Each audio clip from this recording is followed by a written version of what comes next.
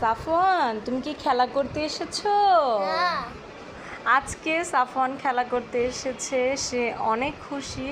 আর এটা হচ্ছে সাফওয়ানের অনেক পছন্দের একটা জায়গা, কারণ এখানে আসলে সাফওয়ান অনেক ভালোভাবে খেলতে পারে, তাই না বাবা?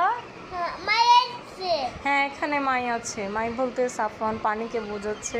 আসলে ও পানি বলতে পারে না, দ্যাটস ওয়াই ও পানিকে মাই বলে। যাও যাও যাও, আবার স্লাইড করো, আবার স্লাইড করতে যাও। আচ্ছা, আবার যাও। এখন কি অন্যটায় উঠবে? ও, এখানে ইসিসি আছে।